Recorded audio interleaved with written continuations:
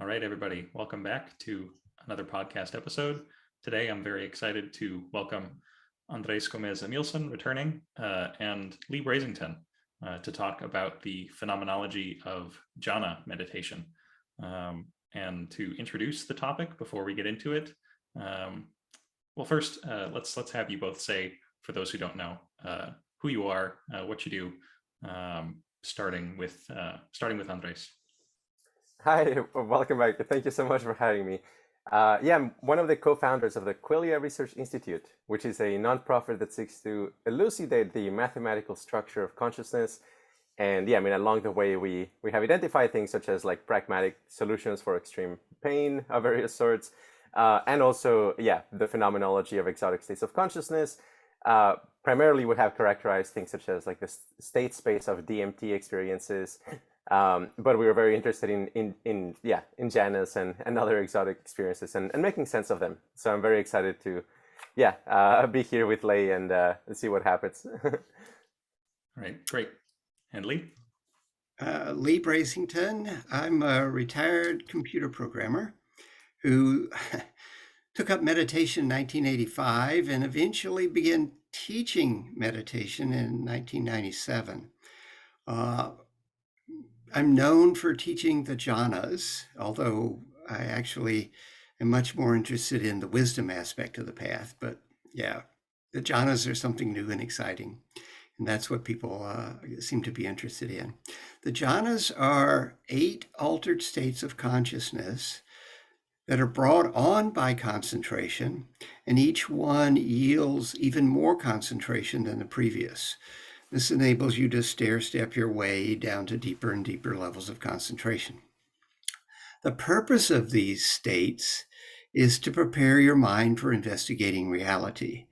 The Buddha's teachings, which is where I learned them, 3 main components: sila, which we could translate as morality; samadhi, which gets translated as concentration; and panya, as wisdom. Basically, what the Buddha said was, clean up your act, learn to concentrate your mind, use your concentrated mind to investigate the nature of reality. And deep enough investigation will be transformative. He said that all that he really taught was dukkha and the end of dukkha. Dukkha is usually translated as suffering. Unsatisfactoriness would probably be a more accurate translation. My favorite translation is bummer. So the Buddha is teaching about bummers and the end of bummers. And the way to do it is, get your act cleaned up, concentrate your mind, and the jhanas are the way to generate this concentration. And then use your concentrated mind, which is going to be less egocentric and less distractible, to investigate the nature of reality. The one other thing I would say is samadhi gets translated as concentration, which isn't bad. But I want to translate it as indistractability, the ability to put your mind in a state where it's less likely to become distracted. That's really helpful for doing anything, especially understanding the nature of what's actually happening. All right, thanks, Leigh. And there are lots of states. We're going to be speaking about altered states, specifically the jhanas, but there are lots of states that go under the name jhana. So maybe you could just give us a bird's eye view, 1,000 feet up. What's going on here? Okay, if you go up 1,000 feet and look carefully, you can find at least 38 states that go by the name jhana. I actually have a web page on my website that describes all 38 of them. Mostly what's being talked about are the jhanas as described in the suttas of the Pali Canon. This is basically the closest we have to what the Buddha was actually teaching. These were composed during the Buddha's lifetime or shortly thereafter. But then there are also jhanas described in the Abhidhamma, which was composed perhaps 200 years after the Buddha's death. And then the jhanas described in the commentaries. So now we're talking 800 or 900 years after the Buddha's death. And then, of course, all the interpretations in the 21st century of what exactly these rather cryptic descriptions are talking about. there are discussions of whether the jhanas are important or useful or even valid Buddhism. From my take, that's hardly worth discussing. It's clearly an important part of the Buddhist path. But there are also lots of discussions amongst those who think the jhanas are important as to what exactly constitutes a jhana. How much concentration, what experience are you supposed to have when you're in a jhana? And the discussion could be broken basically into two different categories. I refer to them as the Sutta jhanas and the Visuddhimagga jhanas, or commentarial jhanas, the Visuddhimagga being the primary commentary. The major difference is the amount of concentration. In the Sutta jhanas, you're still aware of your body. It's in the background, but you don't lose bodily awareness. And at least one interpretation of the commentarial jhanas, you lose bodily awareness, you don't hear sounds, there's no passage of time, you're just gone. And you only really know what happened when you come back. And then you can find, people in between what I teach, and you can find people with less concentration than I teach. I mean, there's this huge range. My personal definition is a jhana is a concentrated mind focused on, specific factors for each of the jhanas, such that you can sustain your concentration and sustain those factors. And the amount of concentration that you want to have, how much can you get? Don't set an unrealistic level that you can't attain. That's useless. That's like not having any jhana at all if you can't attain it. But don't set too weak a level where you're just sitting there pretending that you're in some state. So trying to find something practical given, your lifestyle. If you're a monk and you're doing meditation all day long every day, then you can get to really, really deep levels. If you're a layperson and you got maybe an hour a day, you're not going to get to those levels on a regular basis. So there's quite a lot of discussion out there. And anyone who comes down and says, this is definitively exactly what the jhanas are, they're just attached to their views and opinions, which the Buddha cautioned against that.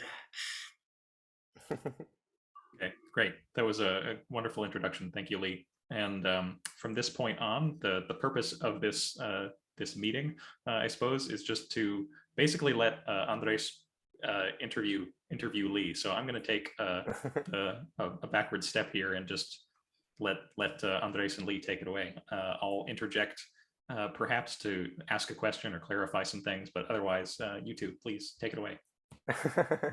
Thank you. Yeah, it sort of assumes that I know what I'm talking about, which is, in this case, is going to be partially true.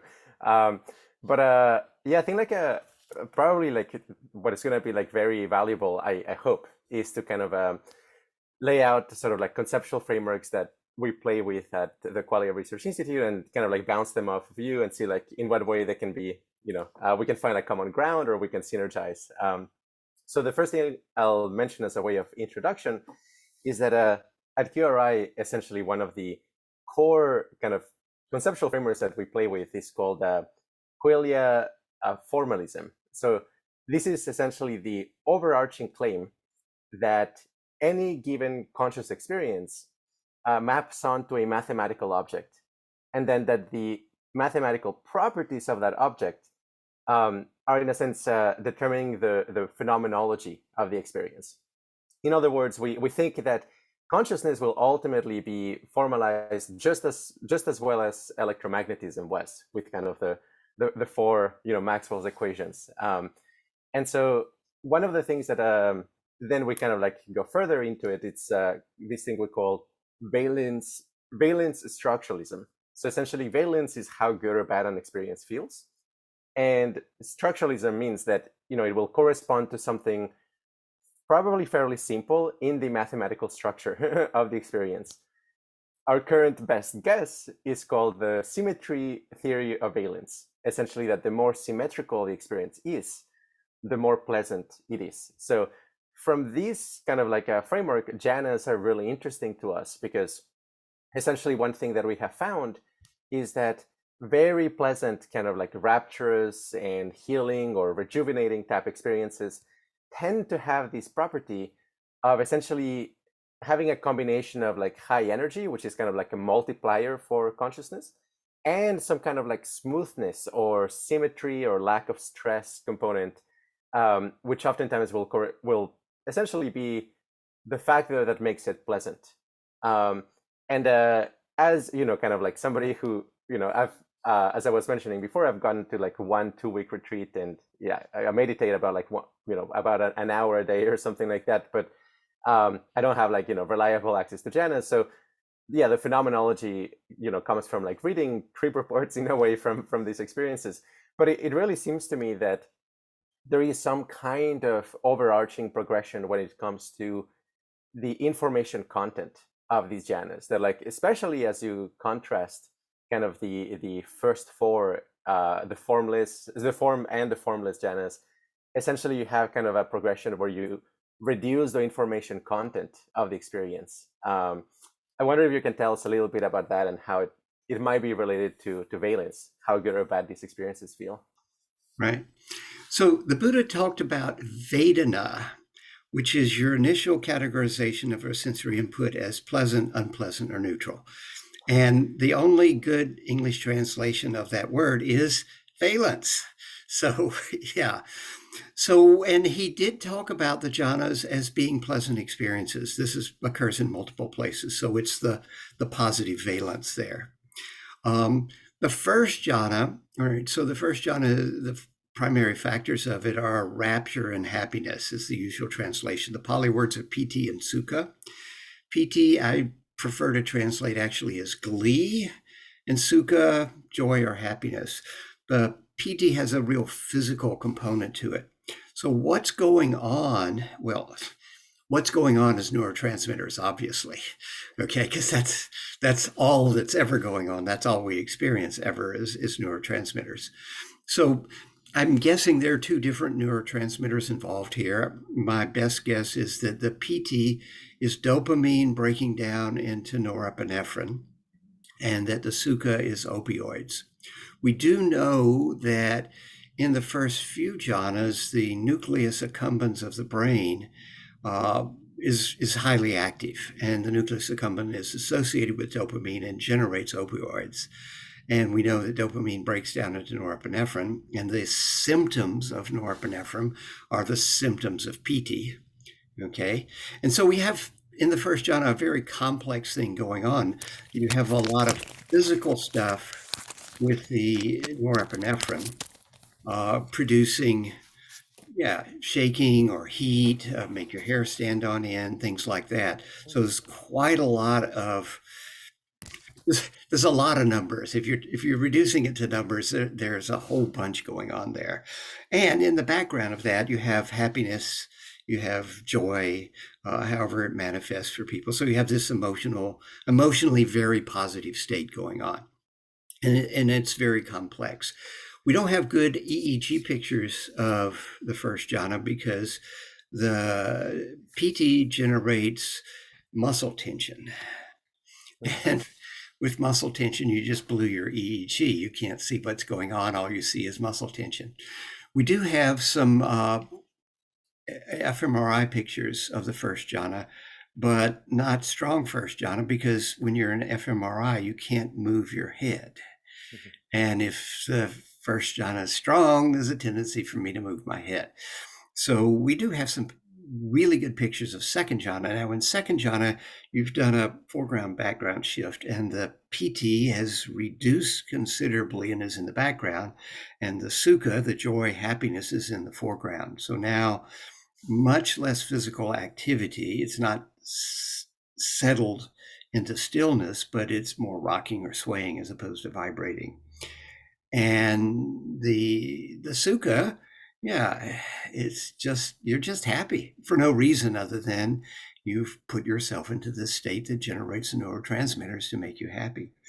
So things have calmed down. It speaks of inner tranquility in association with the second jhana. The first jhana, the word tranquil doesn't apply at all. I mean, it can be like sticking your finger in an electrical socket.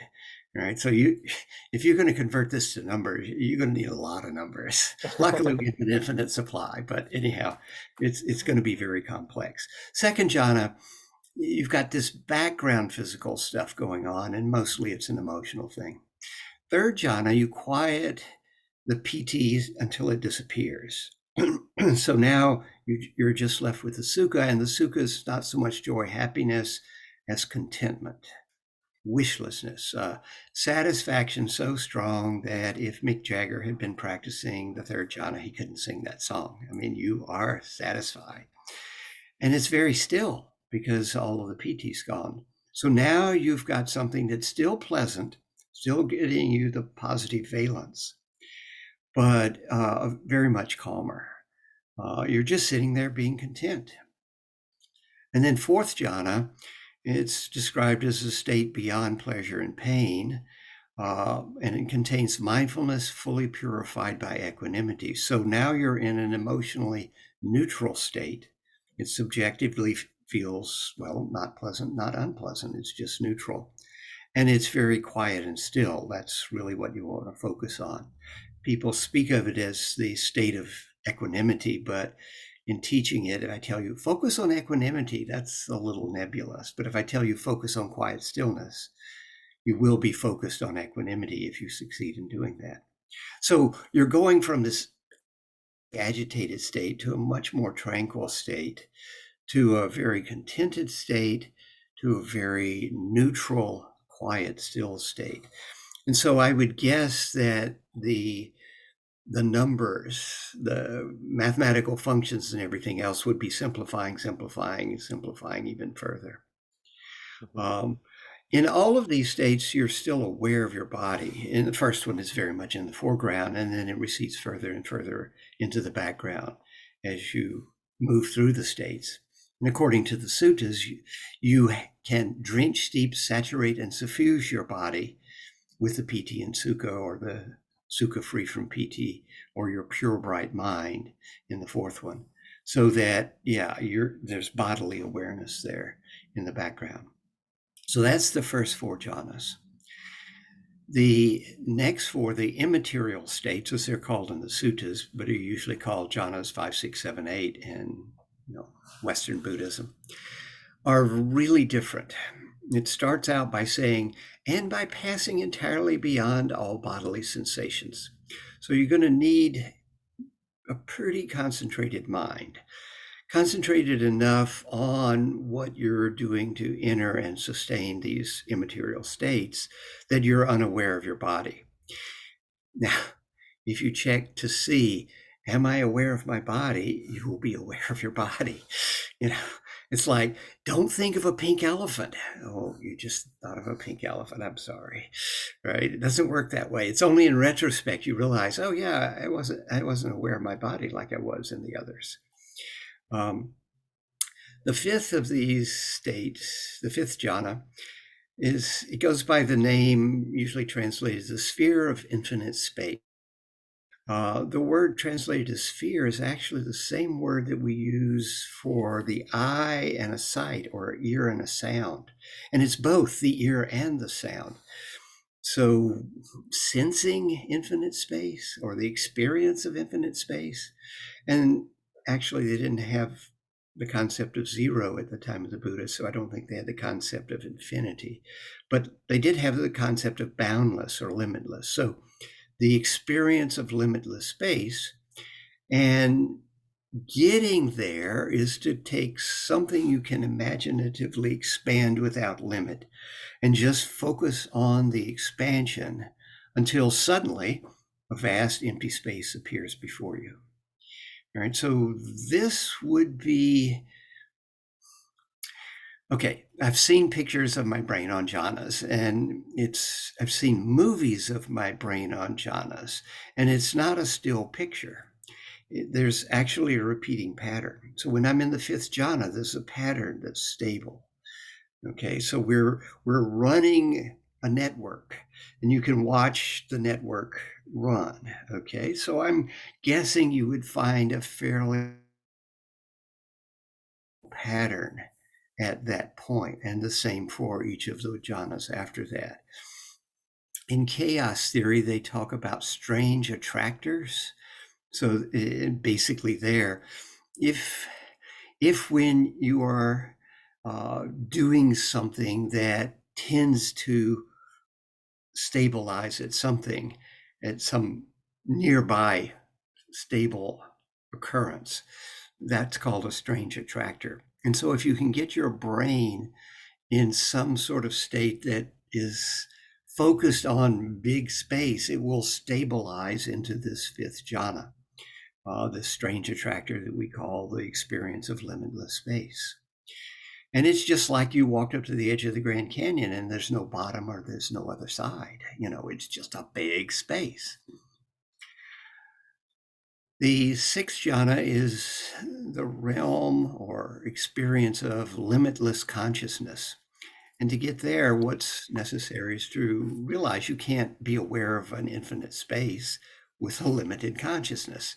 So shift your attention from the space to your consciousness of the space. Become conscious of your consciousness, in other words. If you do it right, you will feel like you absorb into the space and you are now a limitless consciousness. So again, a different pattern, but I would guess the numerical signature would be a similar order of magnitude, okay? But a similar experience. The seventh one is the realm of no thingness, the experience of nothingness. And that's an experience where there's nothing. I mean, you take the top off the cookie jars and there's nothing. Only now there's no cookie jar, there's just the nothing. You go into the basement, you turn on the light switch and it doesn't work and you're trying to see what's in front of you and there's nothing right in front of you. And then as your eyes get accustomed, there's nothing over there. And then you realize there's nothing down here at all. It's that kind of nothing. And again, a different pattern, probably a bit simpler than the previous two because there's nothing. And then the eighth jhana, it's called the realm of perception, neither perception or non-perception. Perception is a translation of the Pali word sanya, which means your ability to identify things. Like, you heard that and it was a clap, right? Okay. You can't see it, but you're still thinking that's a clap, right? You're not thinking that's a bird or an airplane. Okay.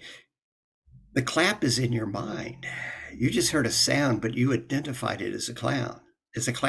If a truck drives by, you hear a sound and you identify it as a truck, right? So you're conceptualizing your sensory experience. So the eighth jhana is a state of neither conceptualizing your experience nor not conceptualizing your experience, which doesn't really describe it. It's basically a state that doesn't have any characteristics by which you can describe it, but you know you're in a state that doesn't exist. Right? And again, I think it's another strange attractor. It's a less stable strange attractor. You know, when I'm on retreat and it's going well, I get to the seventh jhana, I can stay there as long as I want. You know, wanted to spend 30 minutes there, I could.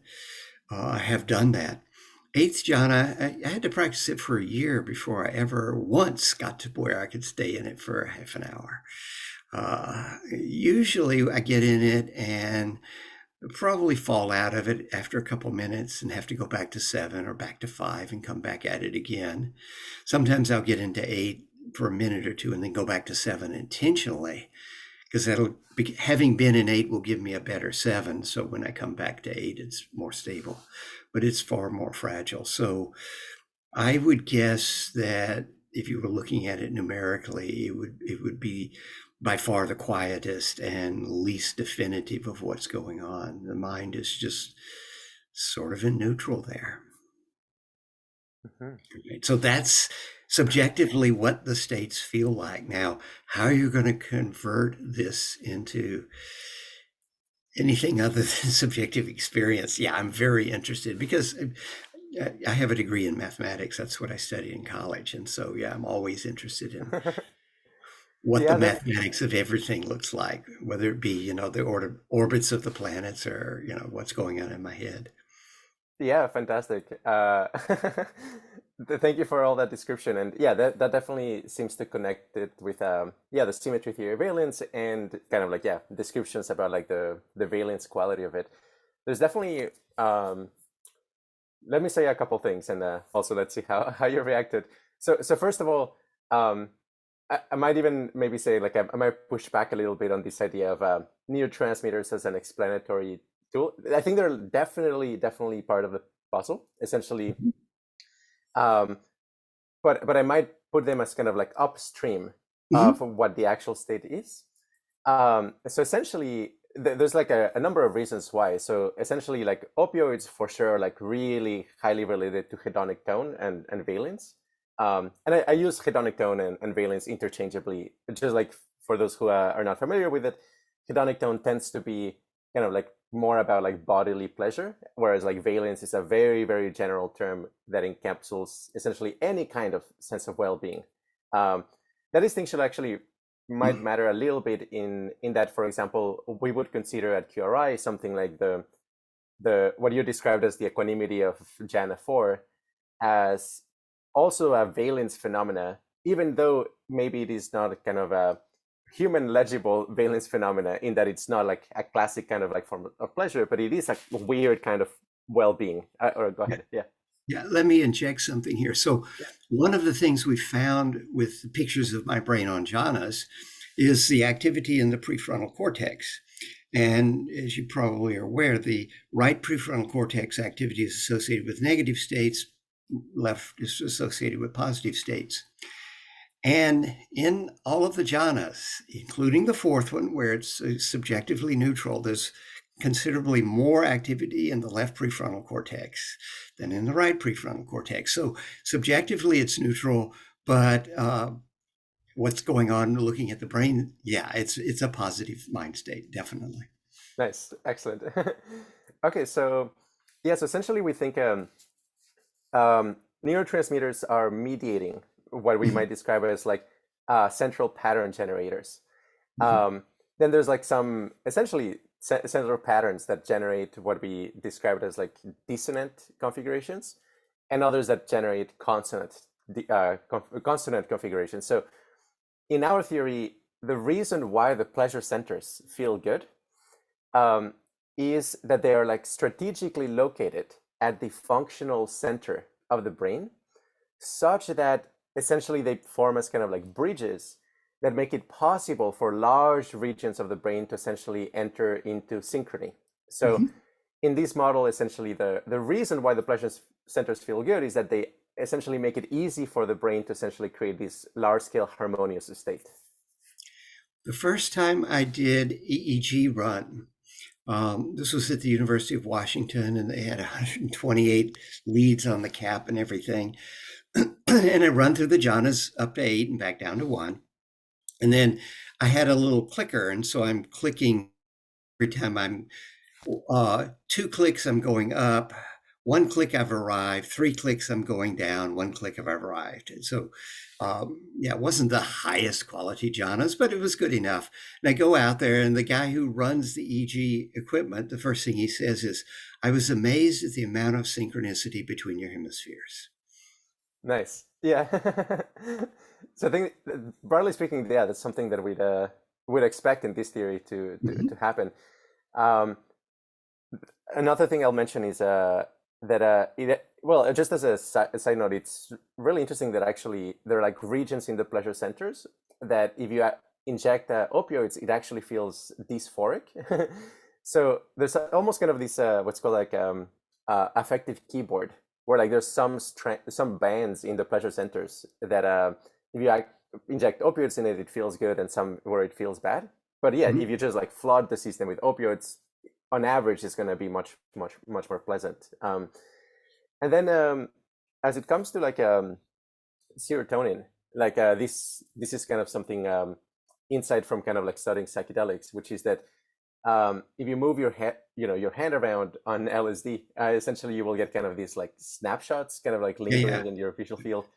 I And am then a visual. I am familiar with that visual phenomena. Yes. nice, yeah. So we created a tool to essentially like visualize this effect with a lot of parameters, kind of like what is the flicker frequency, what is the decay, what is the pulsing, and essentially just got people who have like a lot of experience with psychedelics to kind of like visualize what they've experienced. And there's like some like fairly consistent patterns in that, like drugs produce like really high frequency flickers, like DMT. It goes all the way to 30 hertz. So when hippies say like, "Hey, DMT is a very high frequency psychedelic," now we can show that they're actually talking about something real. LSD is about like 15 to 20 hertz, and then things like mescaline or 2CB are like more like 12 hertz. So there's kind of like a hierarchy of how the resonant frequency of your brain that becomes activated. So in this account, sorry, Psilocybin? Psilocybin would be slightly higher than LSD, so between like 20 and 25 hertz, closer Interesting. to DMT. Yeah. And then 5-MeO DMT, which I don't know if you're familiar with it, but it's I've read it. That's all. I've never taken that one. okay. Yeah, that one I suspect is like very, very related to the jhanas and like high levels of insight, because the one way in which I describe the difference between DMT and 5-MeO DMT is that on DMT you essentially experience a set of competing clusters of coherence. So like the DMT entities and the crazy objects that you experience, they're all kind of like competing for your attention. And really there's an evolutionary process of like which objects kind of like become prominent, which ones resonate with each other. But ultimately there is no kind of like there tends to be no global attractor where everything synchronizes. Essentially there's kind of like continuous kind of like chaotic activity, whereas 5-MeO DMT, its main attractors seem to be essentially kind of like forms of global coherence, where like all of your attention synchronizes in one point, or all of your attention merges with your awareness, and you have kind of like a flickering of all of your reality. Right. Or you experience like as what I imagine might be very similar to the fifth jhana, kind of like boundless space and so on.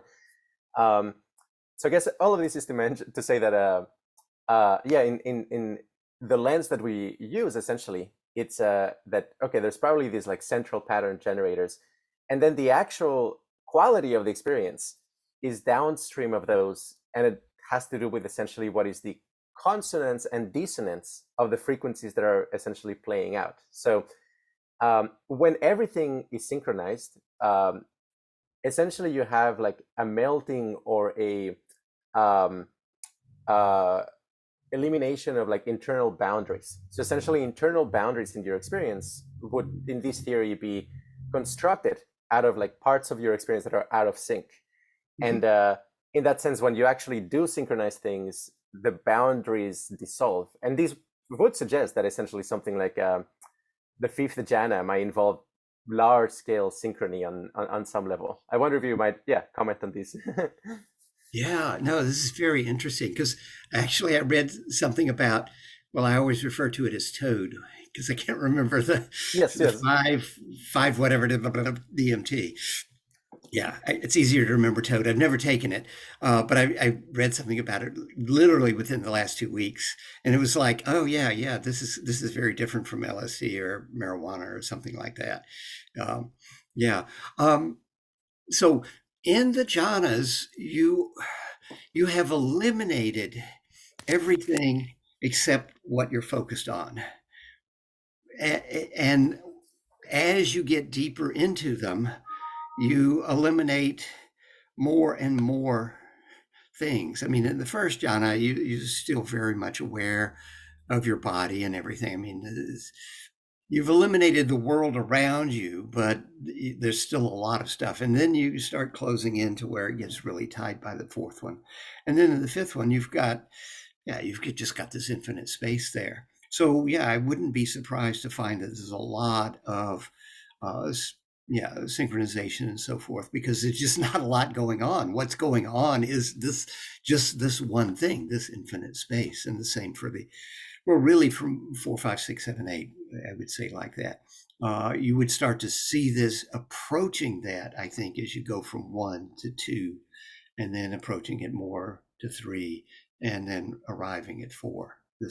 It would get more synchronous, I would guess. I mean, just from a subjective standpoint. Yeah, interesting. So I guess if you were to, well, one possible line of inquiry is to kind of like get a snapshot of how many internal boundaries the experience has. And it sounds like that maybe on the first jhana is chaotic enough and rugged enough that there's like still a lot of internal boundaries. Would that be? Okay. Yeah. And in the second, so when I'm in the second, I'm happy. It's like somebody gave me a great birthday present. Oh, this is so nice. Only there's no external trigger. It's just my concentrated mind. But it's not steady. It comes up a little bit and then it comes down a little bit. And I'm rocking. There's enough PT left, so maybe I'm a little swaying. So there's yeah, like you say, it's not real boundary. When I get to third, I'm rock steady on that contentment. Okay, but it's still pleasant. I got a little Buddha smile. You can't see my teeth anymore, but it's still pleasant. And so maybe there you would find that there are very few or no boundaries. That's certainly quite a possibility. And the fourth is only quiet stillness. So I would imagine, I mean, in all of these, the body is in the background and you're vaguely aware of it. You're vaguely aware of your body right now while you're sitting listening to me talk, but it's really in the background. But you're not, you don't have your attention in your left foot until I say left foot, and then suddenly you go check it out. So, so in the jhanas, yeah, there's body with all really lowercase small font, okay, and there's happiness in uppercase bold, 24-point font or whatever. Yeah.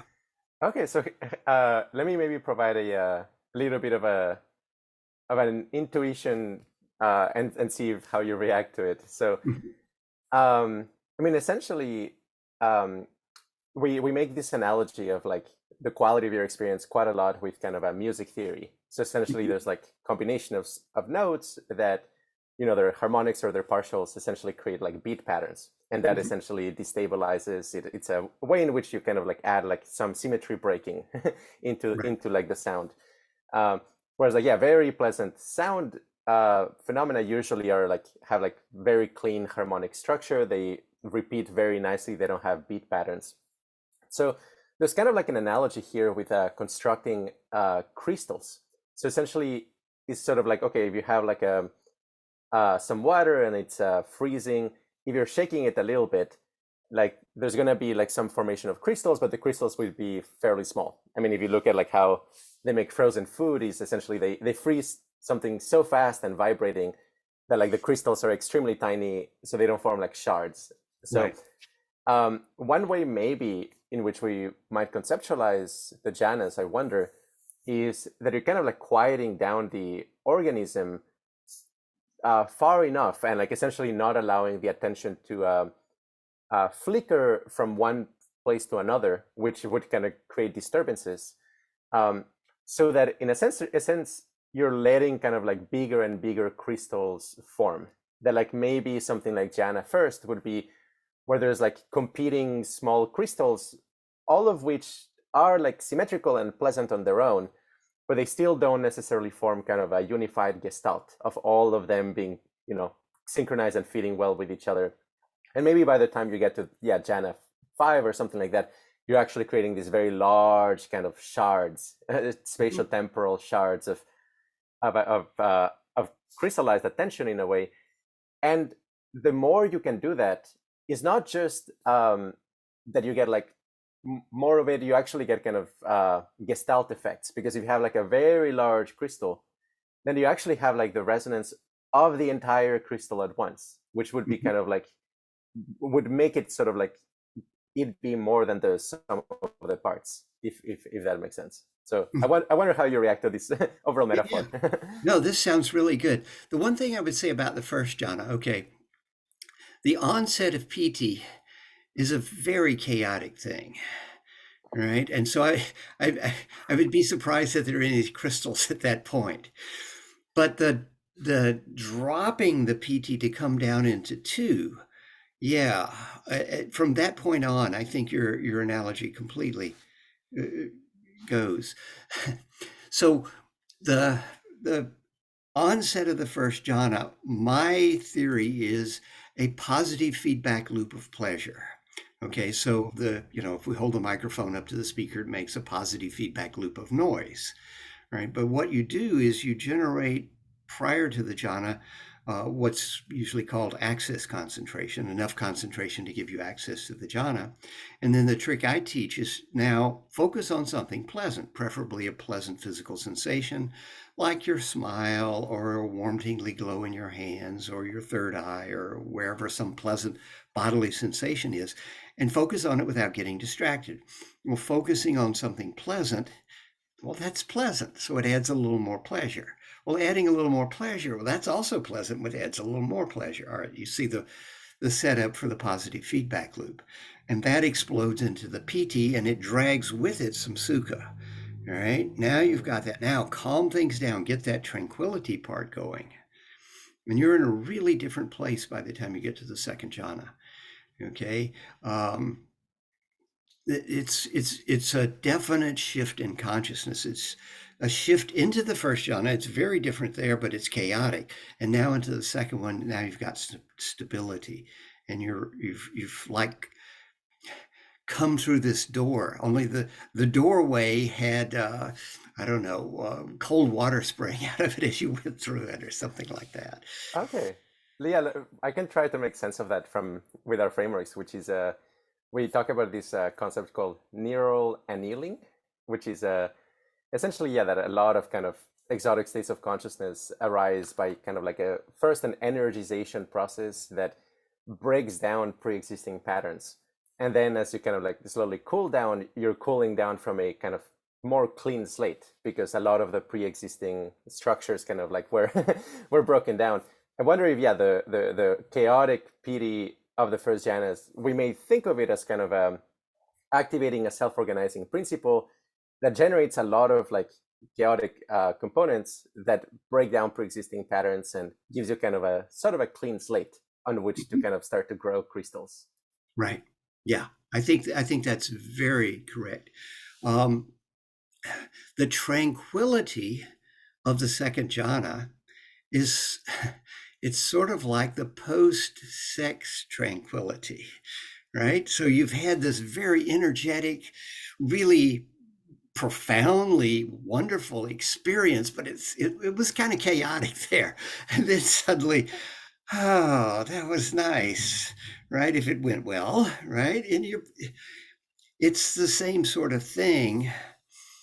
And interestingly enough, I do get students coming in saying that their experience of the piti of the first jhana has a real sexual component to it, right? So probably tapping into some of, the sexual neurotransmitters, some aspects of our system get activated during an orgasm. In fact, I had one student who referred to the first jhana as the orgasmatron. Women find the first jhana more like their orgasms than men, at a scale of about 10 to 1. I mean, in terms of students that come in and mention it. So I assume the first jhana is more like a female orgasm than a male orgasm. But post-coitus, there's that tranquility thing, and you've put yourself in a very different state than you were before. Right, and you made that transition, and you've annealed your mind into another state, and I think exactly the same thing is going on with the first jhana and the transition to the second. Okay, no, that's fantastic to hear. It's always fun to bounce kind of like our models with very experienced meditators and teachers. I think one as a kind of a follow up. Well, maybe you have a little bit more background, which is um, I mean, there's kind of this question of reductionism, right? Is like, is an ecstatic experience a bunch of molecules? What we say is like reduction cuts both ways. Like, if that is true, it's also the case that a bunch of molecules are an ecstatic experience. So it doesn't, in a sense, take the goodness out of it in any way. Um, in the way we think about kind of consciousness at Qualia, we really think of it as essentially as a field, and is very similar to how with electromagnetism, essentially point charges are in a sense like keeping track of information of the field, but really they're kind of a manifestation of the entire field. I mean, in some sense, like an electron is kind of like where the divergence of the electric field is one, and it's kind of like really tracking that topological feature in the field. But really what's real is like the entire field. So within that perspective, the way we solve what's called the boundary problem, which is like, how is it that my experience is different than your experience, even though we're part of the same field, is with this concept of a topological segmentation. So essentially, you can essentially like look at like some shapes in the field, and for example, the electric field lines may actually loop around. And if they loop around, essentially they're topologically closed. There's like a way in which objectively there's an inside and an outside. So within this framework, essentially we think of like a lot of what's going on in our experience is kind of like these field lines actually wrapping around or twisting in various ways. And essentially we think, and also, based on a number of experiences, that a lot of what determines, the valence of the experience has a lot to do with whether the field lines are actually parallel or symmetrical or smooth, as opposed to them having like pinch points or self-intersecting points or like knots and things of that sort. It seems to me potentially that like the hindrances might be thought of as kind of like places in the field that are like irregular, where like attention gets kind of flown around or twisted around in various ways. And if you can get rid of the hindrances, essentially you end up with something that is much more kind of a parallel field lines of attention, that they don't self-intersect. So anyway, I said a lot of things, but I wonder if how you react to this whole line of inquiry. Yeah, it makes perfect sense. Now, whether it's accurate or not, I can't say, but it certainly subjectively feels, is very much like that. The major problem with the hindrances is, I mean, you look at almost any hindrance that's going on, and I am at the center of it. I want this, that's the first hindrance. I don't want this, that's the second hindrance. I'm sleepy, or I'm lazy, or I'm agitated, or I'm doubtful. I mean, the hindrances are taking the parts of the brain that are implicated in the generation of a sense of self and activating them, right? And to get out of the hindrances, or to get to access concentration, which is basically doing the same thing, where you're not getting distracted, you stop running the parts of the brain that are generating the sense of self, okay? And you're just focused on a very minor part of what's your potential experience. Say the breath, if you're using your breath to get to access concentration, or metta, if you're doing metta practice, loving kindness practice, to get to concentration. So you've limited your scope, and you've removed yourself from the center of what's going on. And the self is one of those pinch points, I think, or an instability or whatever, because we have to make it up. It's not really there. And so it takes a lot of resources to generate that sense of self. And so you get a messy thing there. Whereas if you're just focused on the breathing, it's very, very simple. And you would have the parallel and the symmetric and so forth, I would think. Okay, fascinating. Yeah, I wonder if I've actually written about this, but like in a certain way, yes, if the sense of self is one of kind of a symmetry breaking operation on the field, it kind of like looking out for other things is kind of like a way for it to try to complete itself. So it's kind of like, okay, the symmetry is already broken, but we can break it in a different way as well to complement it, and that would be kind of like a little bit better. But even better, is actually to not have the sense of self, because then that initial symmetry breaking doesn't happen to begin with, and that you can access much better, higher levels of symmetry. Right. Exactly. Yeah, that's a really good way to put it. I had not thought of it like that. That's excellent. That's great. So Daniel Ingram, I remember he mentioned, we had a small chat at some point about the Jhanas, and he mentioned something about the difference between the third and the fourth. And I might be butchering this, but there was something about like smooth, smooth center of attention, but chaotic background, versus smooth background, but chaotic center of attention. I think it was like the second, the third. And then in the fourth, you finally have both smooth center of attention and smooth background of attention and smooth synchronization between the two. Is that a description you've heard of before? No, I've not. I would say the first, excuse me, the first jhana definitely is a chaotic center of attention, and there's a smooth background.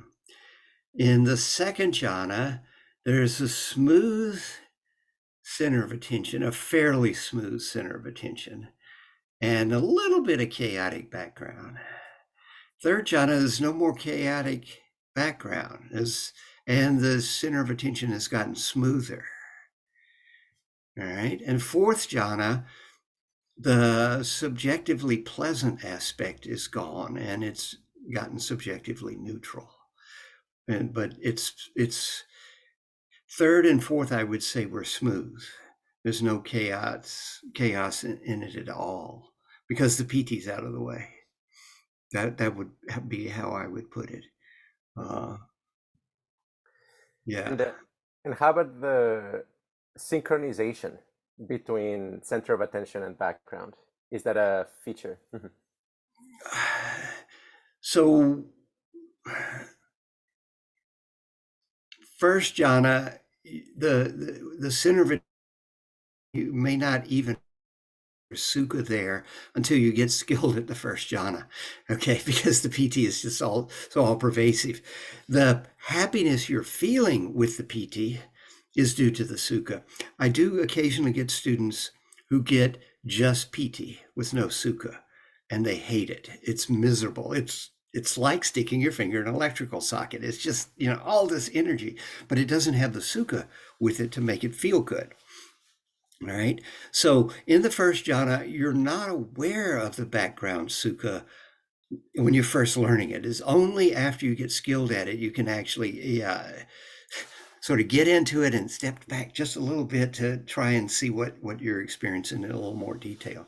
In the second jhana, again, the background PT is not so, it's far enough in the background, you're just not really paying much attention to it. And what's in the foreground is quite smooth, but the background is, since it's PT, it's got a little roughness. Third jhana, the body is available. Okay, you can notice the body and not lose the jhana, but that's about all there is in the background. But your body's very still.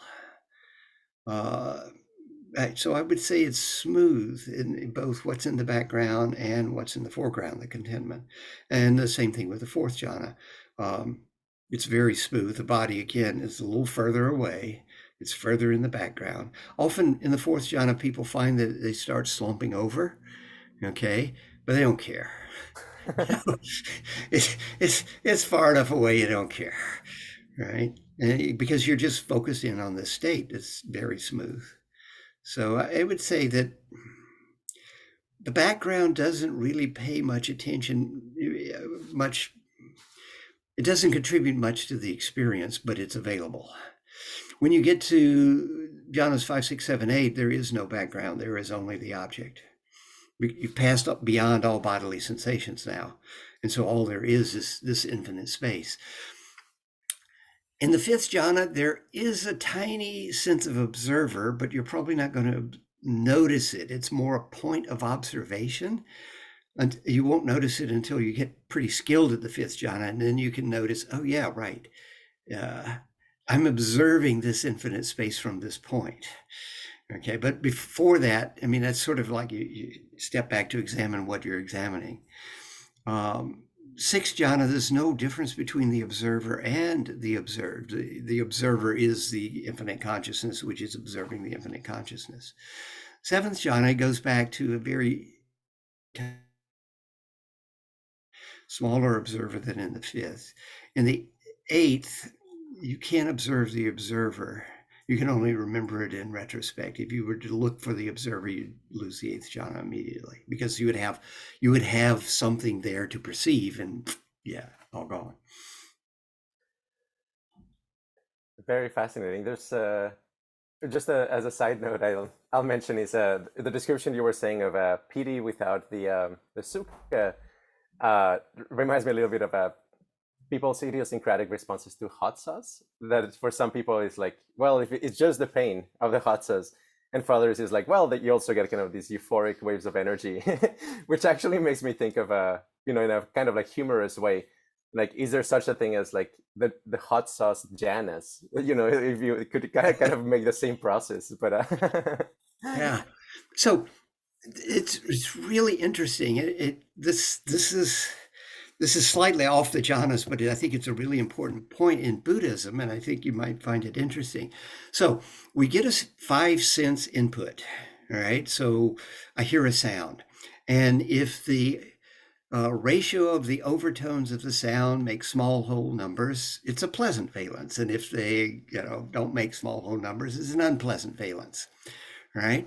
So that's the sound valence. But for all of our sensory input, we process it, we identify it, conceptualize it. Okay, that's the sanya step. And then we think about it. And we think about what this was, and our thoughts also have valence. And mostly what we're aware of is the valence of our thinking about it, the valence of the downstream mental processing, whether it be thought, emotion, intention, memory, or something like that. With the hot sauce, the actual touch sensation is unpleasant, right? The taste sensation might be pleasant. The downstream processing of the waves of euphoria that comes with it is pleasant. But if you're very sensitive to the unpleasant touch, or it's new and you're very sensitive to unpleasant new sensations, then you don't like the hot sauce. When I was a kid, I did not want hot food. I only wanted sweet food, strawberries, chocolate, cookies, candy, cakes. Yeah, that was all good stuff. Anything that had a hot taste to it, yeah, I didn't like it at all. Now I crave hot food. Somebody gives me scrambled eggs. You got any hot sauce to put on the scrambled eggs? To make them actually, give me some excitement there. So I don't think my sense of taste changed that much, but I think my downstream processing of it changed. And yeah. so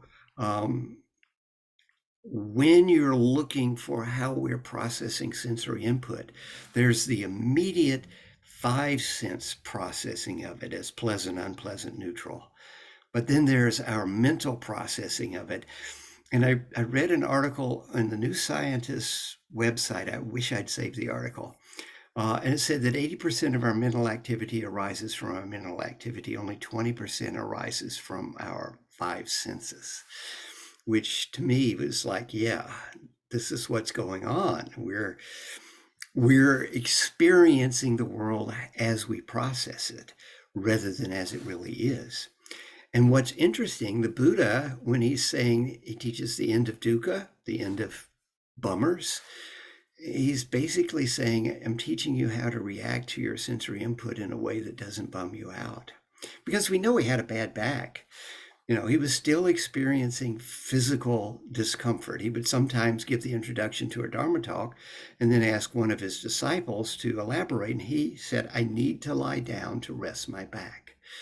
Okay, so he was still experiencing physical unpleasantness, but it wasn't affecting his mind, right? We experience physical unpleasantness, and then we were trying to find out who did it and how can we make it go away and who's going to pay for the insurance for this. And right. So there's the distinction to be found between the physical stimulus and its valence, and the downstream mental processing of the stimulus and its valence. And mostly what we are paying attention to is the downstream processing valence. Fascinating.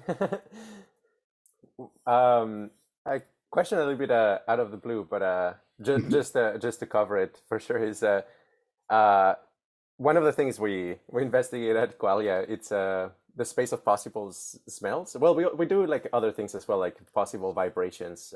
Actually, vibrations probably is going to be more relevant, but I was just wondering if there's any sense that you associate with jhanas in any way, or if you just consider them completely separate spheres in a way. Okay, I didn't quite get smells. Like if there's like any. So, for example, I'll give you like some a very specific example. In my meditation retreat, I was experiencing quite a bit of fear at some point, and my subconscious brought up smells that it identified as like possibly able to cancel out or smooth out the fear. So the smells that arose, and I'm realizing this is probably fairly idiosyncratic, but essentially, yeah, like the smell of bananas and jasmine and honeydew seem to be like sweet and smooth in a way that kind of like would inherently cancel out kind of the rough edges of fear. So it occurred to me that there might be kind of like smells might be in some sense related to meditative states in one way or another. Although, yeah, this is very much a wild card question. Yeah. So I grew up in Mississippi. You know what they have in Mississippi? They have lots of plants because it's hot and humid and lots of rain. And in the springtime, yeah, it felt like I had the flu for 6 weeks because my sinus thing. And I say facetiously, I didn't know you could breathe through your nose till I moved to California because my sinuses are always stopped up. And so I have a terrible sense of smell. But it's definitely the software, not the hardware. Because when I would smoke marijuana, my sense of smell would come back and I would, oh my God, that's a really strong smell. Other people had noticed, I hadn't noticed it. But when I would get stoned, I would suddenly start noticing smells that I hadn't. I remember being in Asia and smoking a joint and going, oh, it really stinks here. I mean, it's tropical Asia. There's a lot of rotting stuff around. And I never noticed it until I got stoned. So asking me about smells is like asking Ray Charles about, the coloring book or something. I'm not really. So could there be smells associated with the jhanas? It could be for some people, but I'm not the person to ask about it because smell just isn't on my radar. Sure, definitely. The other one, yes, body vibration. So like one of the experiment or like one of the research projects we did last year was inducing interesting states of consciousness with body vibration, audio, and light stimulation. This was definitely one of the interesting ways of like testing the symmetry theory valence, because it really turns out that like just as there is such a thing as like auditory dissonance, there is also like body vibration dissonance, except that it's a slightly different equation for like the dissonance pattern, but it's very similar in principle. And ultimately what we found is like there's actually very few body vibrations that feel really good. If you take a random waveform, it usually is going to be like anxiogenic or dysphoric or kind of unsettling. And ultimately, yeah, what we found was like essentially these like long triangular patterns where like you essentially increase the amplitude slowly over like several seconds, and then you reduce it slowly over several seconds, and you have like this very harmonic stimulation. It's kind of like going up and down in amplitude. Very, very simple pattern, but like that one would kind of like max out people's reports, or like, oh yeah, how relaxing and pleasant and healing it felt. And hearing your description about the sukha I think like especially in the second jhana, like yeah, going up and down. I wonder if there's like a relationship here. Yeah. Yeah. So second jhana, there is that same up down vibration. First jhana, it's so chaotic that yeah, it's a chaotic vibration. I mean, people get vibration or they get heat, or sometimes they get both. Women over the age of 40 tend to be the people who get the heat more than men. I've had the heat experience twice. The first time it happened was like, oh, that's what they're talking about. And the second time it happened was like, oh no, this is what they're talking about, you know. But I just get the vibration, but it's chaotic and you can't say anything much about it. The second one is up, down. By the third, it's all very still because the PT's gone. It's very still. So there's no vibration that I would say exists at all in jhanas 3 through 8. It's gone to zero. Where there is chaotic in the first and this very slow wave up and down in the second. Okay. Yeah, that's really good information. Let me see, like I guess like yeah, maybe wrapping up. I think we have until yeah, like 10 more minutes. Of course, like yeah, let us know when you need to go, Leigh. The next thing on my agenda is 10 o'clock Sunday morning, so I'm good. No, Nice. actually, I have a massage at 2 o'clock this afternoon. So Excellent. Yeah, I mean, I wonder how open you are to kind of maybe describing a little bit your experience in I guess like psychedelic states of consciousness and overlaps with jhanas, or just like yeah, kind of like anything new or interesting you might say about it, given all of your experience with meditation and Buddhism. yeah, and all of my experience with, well, at least marijuana. So I smoked pot 5 nights a week for 14 years. Oh wow. So I mean, I was a pothead. And I go on that first retreat with Ayakema, who is my main teacher. And when she's talking about the precept, she says, in regard to the 5th precept of not taking intoxicants, she said, we're confused enough already. We don't need to ingest something that makes us even more confused, which really struck home for me. I mean, I've always wanted to know what the heck is really going on. And it was like, yeah, I'm not going to figure out what's going on if I'm stoned all the time. So I quit smoking pot, just quit. Not that I have never smoked it again or eaten a gummy. I mean, I have. I had done, a few LSD trips. I'd done several psilocybin trips. I took a Quaalude once. That was a waste. But I really enjoyed the psychedelics. I mean, they were fun experiences. But this was all before I was practicing. So, you know, it was just a fun thing to do, right? I would say that they were valuable experiences in that they gave me the experience that there's another way of looking at reality from the way I normally look at it, right? That would be the most important thing that I got from it, that my normal way of looking at it, the way I looked at it for the first 22 years of my life before I ever smoked my first pot. Yeah, that was only one possible view of the world, that there were other possible views available. And there was the thing I liked most about the marijuana is it got me out of, well, my real self-centered view of the world. You know, it gave me a different perspective on what was going on. There were times when I came home from work and I needed a joint. You know, the businessman come home from work and he needed a drink. Well, I'd had a hard day programming the computer and I needed a joint, or at least that's what I thought. And I would get stoned and it gave me a different perspective.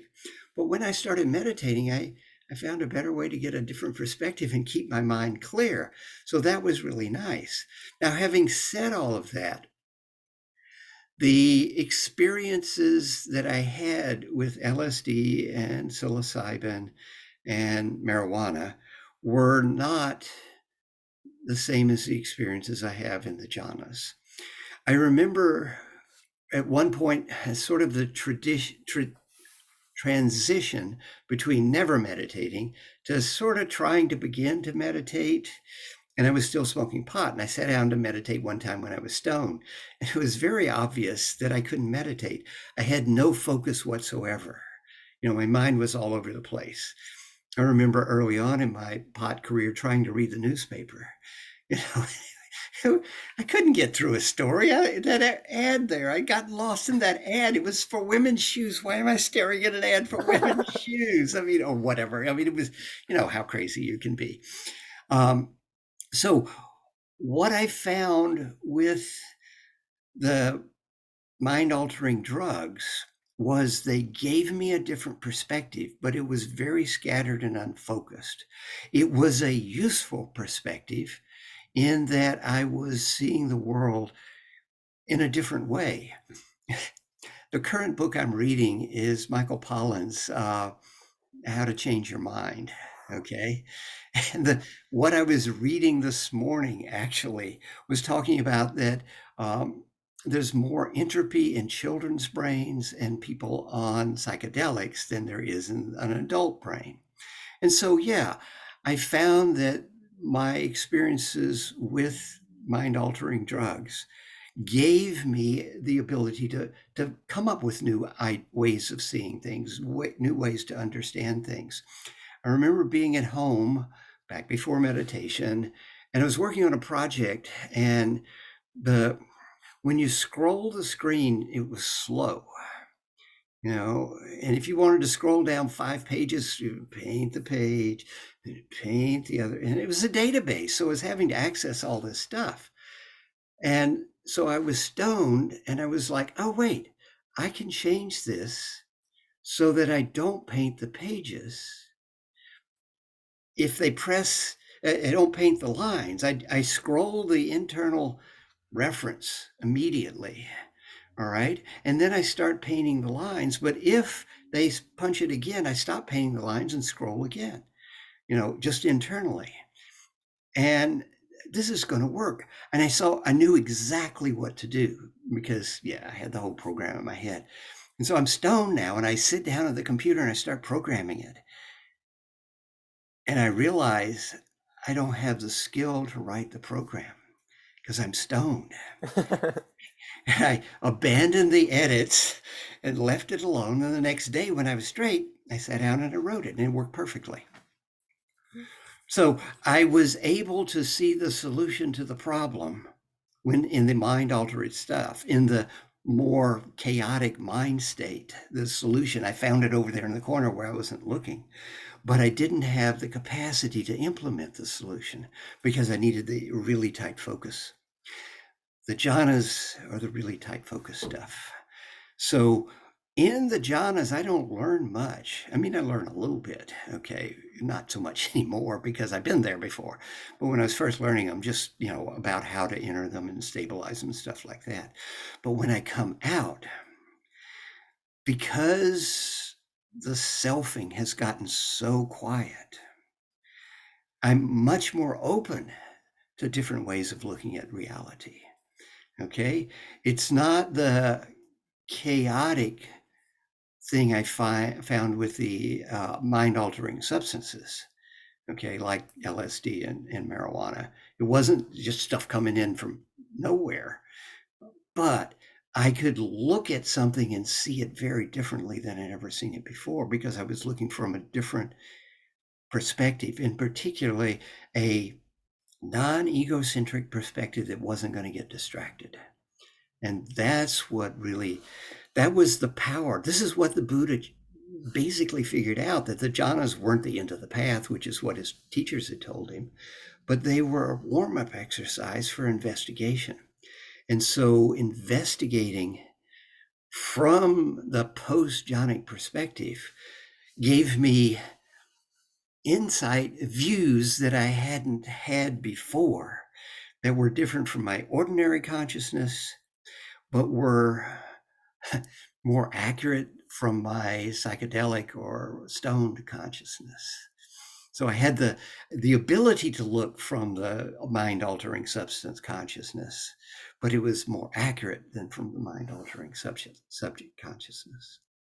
Yeah, no, that's fascinating, and I think you're very it's very accurate what you're saying for the vast majority of psychedelics, which is essentially they do generate kind of this chaotic state, which yeah, could be useful for some kinds of information processing, but they're not going to help you, yeah, write the program in the state. With potentially, I mean, the one exception might be like 5-MeO DMT, but then again, like that's something you might need to try to to comment on. Yeah, I have no experience with it, so I have no idea. But what I read about it, yeah, it did sound different from what I have ever done before, definitely. mhm. I know Yeah. that Shenzhen Young, he tried 5-MeO DMT recently, and basically he said it was the same kind of ego death that he experienced after 100 days of Vajrayana practice. So Ah, he okay. thought he thought it was pretty promising for like, yeah, maybe accelerating the path of insight, but we'll we'll see. And we have interviewed also like a couple of people who've gone really far into it. In particular, a couple of people who tried it every day for a month, and Wow. one of them claims they achieved fourth path using that as, I mean, that person in particular had a very extensive pre-existing meditation experience, but Mhm. he said after like that 30-day intensive, he actually became permanent. So Wow. yes, it might be promising, but we still need to investigate it a lot more. Yes, definitely. One last question, I think. This is if you, from reading Mastering the Core Teachings of the Buddha. There's like what I consider the most crazy chapter is the three doors, talking about like, yeah, the, I guess, the process of getting the fruition and what they feel like, and how each of the different fruitions feel different depending on whether it's the I think it's the impermanence door, or the no self door, or the The Duke um, of War. yeah, yeah. So I wonder, like, he actually said like to explain those states, we may need a really warped, non-Euclidean perspective on reality. And he talks about like his experience becoming kind of a toroidal shape, or almost kind of like a cone-like shape. I don't know if this rings any bell when it comes to, yeah. Yeah, I would not use those phrases to discuss it. What I would say is the so-called path moments, all right, the breakthrough in consciousness that permanently alters you in a way that's described in the suttas. Okay, I would say what's necessary is to gain sufficient insight into the nature of reality from one perspective or another, the impermanence perspective, the unsatisfactoriness perspective, or the not self perspective, such that you have a willingness to let go. And you have to let go of everything in a way far more profound than you ever did before. Um, whether that letting go can be done intentionally or just happens, um, I would tend to lean more towards the just happens. In other words, you've got enough insight that you just stop clinging to your previous whatever you were hanging on to. And before you start grabbing hold of something else, you're in the middle there, that let go space. And that's where the transformation can take place. It's clear that what's going on here is that you're rewiring your brain. I mean, we do that all the time. When you stop believing in Santa Claus, you rewired your brain, right? I mean, you had this belief in this guy, and yeah, but then you had absolute proof, yeah, he didn't exist, and you rewired your brain and you just didn't go there again. Well, we're doing the same thing. Anytime we learn something, we're rewiring our brains. And so these path moments, I think, are significant rewiring of the brain that leaves us permanently changed. For the first one, you no longer, you have had an experience without an experiencer. That's the key thing. Okay, you've had the profound not self experience, and that's the real rewiring. And you got there by following the instructions, not by lighting candles or doing prostrations. Okay, so you're no longer into rites and rituals. You actually have to do the work, and because the Buddha told you to go do this and it worked, you have more faith in the Buddha and his teachings. So that's the transformations that take place at that point.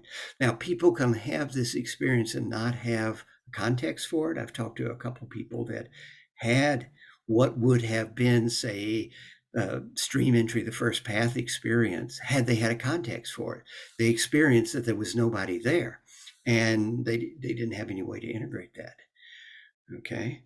One woman I remember telling me, she said, yeah, after that, well, let's just say I broke a lot of guys' hearts, because since there was nobody here, there was no consequences for my actions. And yeah, she went out and misbehaved a lot.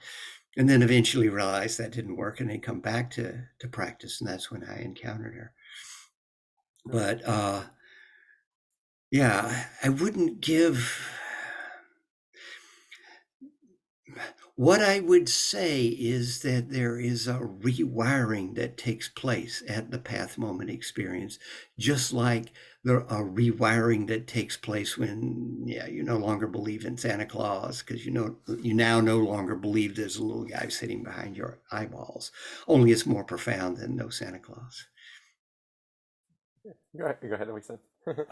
I want to interject to clarify, because there's two different things that or there might not be lining up here, the perspectives that Leigh, you're talking about a path moment as an experience without an experiencer, which Right. may or may not include a cessation event, Right. which is what Daniel is talking about in that section of his book, the phenomenology preceding a cessation event. Right. Okay. And so if I'm understanding you right, and please tell me that in your way of understanding it, and based on the suttas, I'm guessing that cessation event isn't necessarily required for that experience without an experiencer. Am I interpreting correctly? Yeah. What ceases in the path moment experience is the experiencer. Okay. How that developed eventually was that it was a cessation experience, a blink out of all consciousness. This is probably due to a misinterpretation of the verses at the end of the long discourse number 11. Okay, which says, with the cessation of consciousness, all this comes to an end. But I think consciousness, which is the Pali word vijnana, is taken literally. With the cessation of divided knowing, all this comes to an end. Or with the cessation of dualistic experiencing, all this comes to an end. And it's talking about how to experience the world non-dualistically. So that's what happens at the path moment, is there's no longer the subject and the object. There is just the experience, but no experiencer. And so what eventually developed in the commentaries, and so in Daniel Ingram's misnamed book, Mastering the Core Teachings of the Buddha, which should be named Mastering the Core Teachings of the Visuddhimagga, I told him that when I met him, he's talking about the cessation experience where you just blink out for a moment as being equivalent to a path moment. Okay, and this is very common. I find other teachers thinking that a path moment has to have this sort of blink out experience where you just go unconscious for a moment. But I don't think that's the case. What matters, whether you blink out or not, is that you had an experience without an experiencer. That's the real transformative thing. The word nirodha, which is cessation in Pali, in my book on the jhanas, I pointed out that it gets used in 7 different contexts. The cessation of dukkha, the cessation of greed, hatred, and delusion, right? So there's lots of ways that the cessation gets used. And unfortunately, people try and take this foreign word, nirodha, and push it all into whatever their favorite definition is, wherever it shows up, which is unfortunate.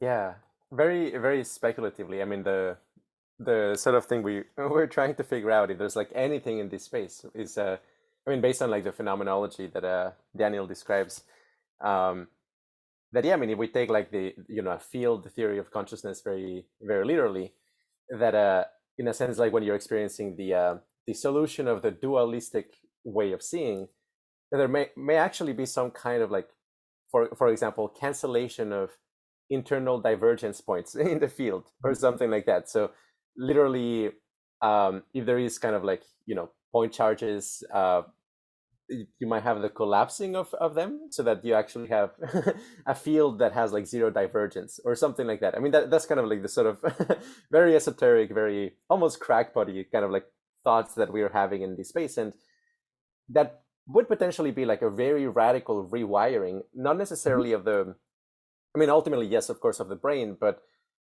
it's something that is changing about the topology of the field of your experience, where all of a sudden you don't have these like source of the divergence in the field that might be the self, and the other where it has to collapse into, but those two may actually potentially collapse onto each other, and then you have like no self and no other, might be a interpretation. Yeah, that's certainly a possibility.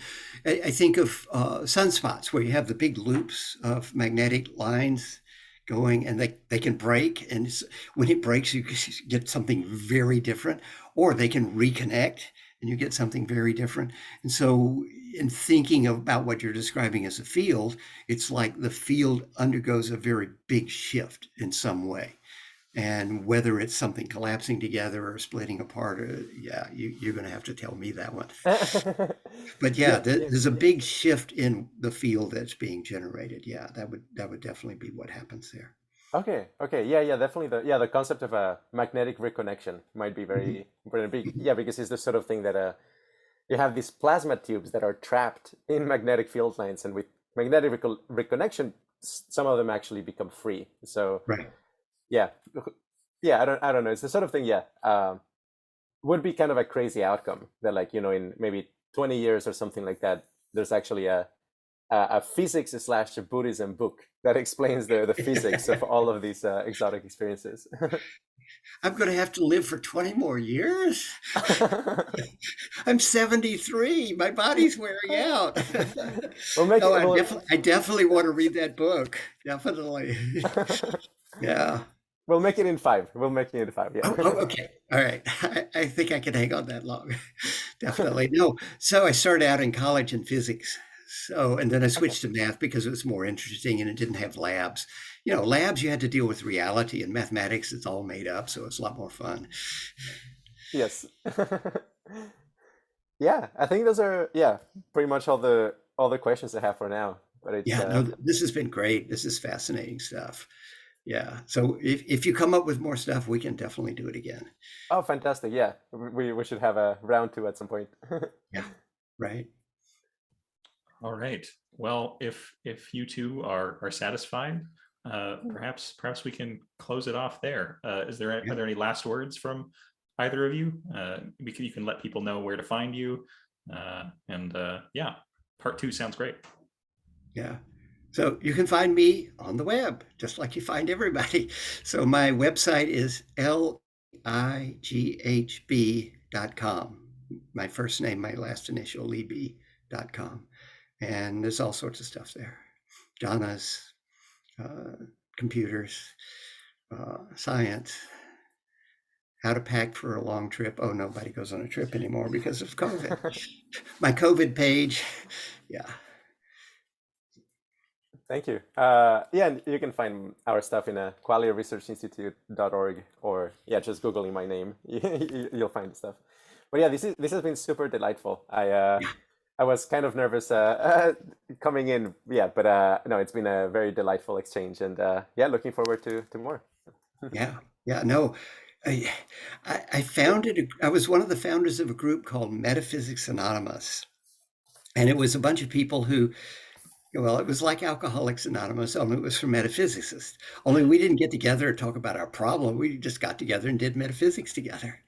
And we were all stoned at the time, too, because this was back in those days. But yeah, getting together and talking about stuff like this, really cutting edge science, investigation, spirituality is something I love. So I've totally enjoyed today. This is great. Beautiful. Well, thank you so much for coming on, and thank you so much for watching. Bye now.